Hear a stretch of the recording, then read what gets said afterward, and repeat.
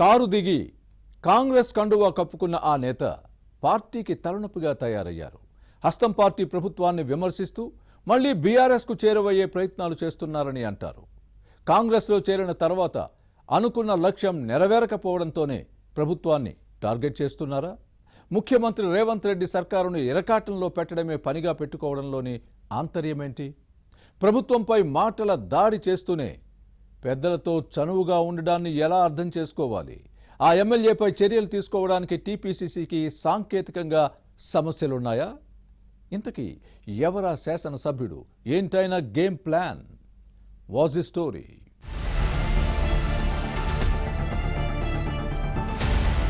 Khairatabad MLA Danam Nagender Congress లో కొరకరాని కొయ్యగా మారారు. తన కామెంట్స్ తో పార్టీ నేతలను ఇబ్బంది పెడుతున్నారు. బీఆర్ఎస్ రజతోత్సవ సభ, కంచగచ్చబౌలి భూముల వ్యవహారంలో స్మితా సబర్వాల్ చేసిన రీట్వీట్ పై దానం పాజిటివ్ గా స్పందించడం కలకలం సృష్టించింది. కారు పార్టీ సభ విజయవంతమవుతుందని, కేసీఆర్ ను చూసేందుకైనా జనం వస్తారన్న కామెంట్స్ ను కాంగ్రెస్ సీరియస్ గా పరిగణిస్తోంది. హస్తం పార్టీలో ఉంటూ బీఆర్ఎస్ కు వంత పాడడం ఏంటని మండిపడుతున్నారు. ఇక గచ్చబౌలి భూముల వ్యవహారంలో ఐఏఎస్ అధికారి స్మితా సబర్వాల్ చేసిన రీట్వీట్ ను దానం నాగేందర్ సమర్థించి దానిలో ఎలాంటి తప్పు లేదని, వాస్తవాన్ని చెప్పారని దానం అనడంపై కాంగ్రెస్ నేతలు ఆగ్రహం వ్యక్తం చేస్తున్నారు. ముఖ్యమంత్రి రేవంత్ రెడ్డి సర్కార్ను ఇరుకును పెట్టేలా నాగేందర్ వ్యాఖ్యలు ఉన్నాయంటూ హస్తం పార్టీ లీడర్లు మండిపడుతున్నారు. ఒకవైపు ప్రభుత్వంపై మాటల దాడి చేస్తూనే మరోవైపు పెద్దలతో చాలా చనువుగా ఉండడం చర్చనీయాంశంగా మారింది. అన్ని ప్రభుత్వ కార్యక్రమాల్లో ముఖ్యమంత్రి రేవంత్ రెడ్డి, మంత్రులతో పాటు దానం నాగేంద్ర కూడా కనిపిస్తున్నారు. సర్కార్ నిర్ణయాలను వ్యతిరేకిస్తూనే వేదికపై కూర్చోవడం చూస్తుంటే దానం నాగేందర్ ఎజెండా ఏంటో ఎవరికీ అంతుపట్టడం లేదు.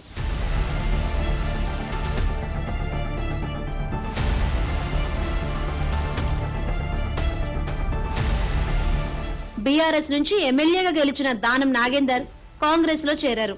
ఈ శాసనసభ్యుడి ఇమేజ్ పార్టీకి ఉపయోగపడుతుందని పార్లమెంట్ ఎన్నికల్లో సికింద్రాబాద్ లోక్సభ సీటు నుంచి పోటీ చేయించారు. గెలుపు గ్యారంటీ అనుకున్న స్థానంలో ఓడిపోయారు. అయితే దానం చేరినప్పటి నుంచి సొంత ఎజెండాతోనే పనిచేస్తున్నారన్నది కాంగ్రెస్ నేతల వాదన. హస్తం పార్టీలో చేరిన కొత్తలో సైలెంట్ గా ఉన్నారు. హైడ్రాను ఏర్పాటు చేసినప్పటి నుంచి ప్రభుత్వాన్ని విమర్శించడం మొదలుపెట్టారు. మంచి సంకల్పంతో హైడ్రాను తీసుకువచ్చామని ప్రభుత్వం గొప్పలు చెబుతుంటే దానం మాత్రం వ్యతిరేకించడం వివాదాస్పదమైంది. హైడ్రా నిర్ణయాన్ని వెనక్కి తీసుకోవాలని అప్పట్లో ప్రభుత్వాన్ని దానం డిమాండ్ చేయడం రాష్ట్ర రాజకీయాల్లో చర్చనీయాంశమైంది. ఈ శాసనసభ్యుడు మాటల దాడి చేస్తున్నా ఇప్పటి వరకు చర్యలు తీసుకోకపోగా పార్టీలో ఎవరూ మందలించకపోవడం విమర్శలకు తావిస్తోంది.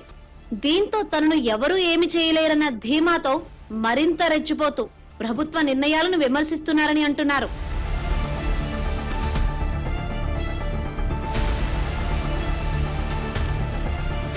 పార్టీలో ఉంటూనే ప్రభుత్వ వ్యతిరేక ప్రకటనలు చేస్తున్న ముఖ్యమంత్రి రేవంత్ రెడ్డి గాని, టీపీసీసీ అధ్యక్షుడు మహేష్ గౌడ్ గాని దానం నాగేంద్రపై ఎలాంటి చర్యలు తీసుకోలేదు.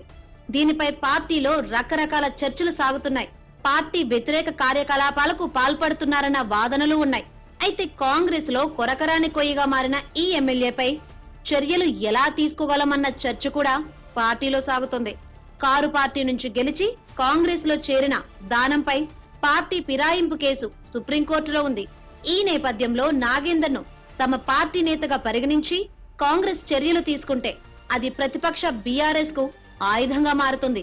అలాగని దానం విషయంలో సైలెంట్ గా ఉంటే పార్టీకి మరింత నష్టమని హస్తం నేతలు అభిప్రాయపడుతున్నారు. దీంతో ఏం చేయాలో అర్థమవక మదన పడుతున్నారు.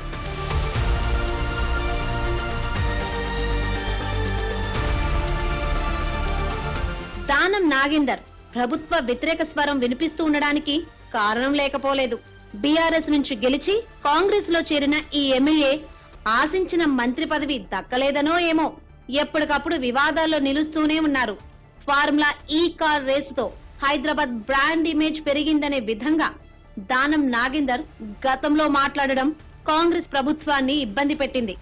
ఈయన హస్తం పార్టీలో కొనసాగుతున్నా మనసంతా బీఆర్ఎస్ వైపే ఉందని, అందుకే కాంగ్రెస్ సర్కార్కు వ్యతిరేకంగా మాట్లాడుతున్నారని హస్తం నేతలు అభిప్రాయపడుతున్నారు.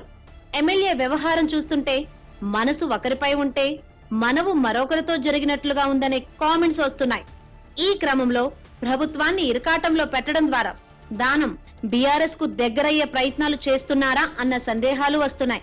ఖైరతాబాద్ నియోజకవర్గంలో బీఆర్ఎస్ కు బలం ఉందని గ్రహించే దానం అటువైపు అడుగులు వేయాలని చూస్తున్నారని అంటున్నారు. భవిష్యత్ ఎన్నికల్లో ఖైరతాబాద్ లో తనకు ఇబ్బంది లేకుండా చూసుకునే క్రమంలోనే ఇలా ద్వంద్వ ప్రమాణాలు పాటిస్తున్నారని విశ్లేషకులు అంటున్నారు. దానంపై చర్యలు తీసుకుంటే ఒక సమస్య, తీసుకోకపోతే మరో సమస్య. దీంతో ఈ ఎమ్మెల్యే విషయంలో ఏం చేయాలో అర్థం కాక కాంగ్రెస్ నేతలు తలలు పట్టుకుంటున్నారు. ఇక దానం నాగేందర్ ఇష్యూ నుంచి కాంగ్రెస్ ఎలా బయటపడుతుందో చూడాలి.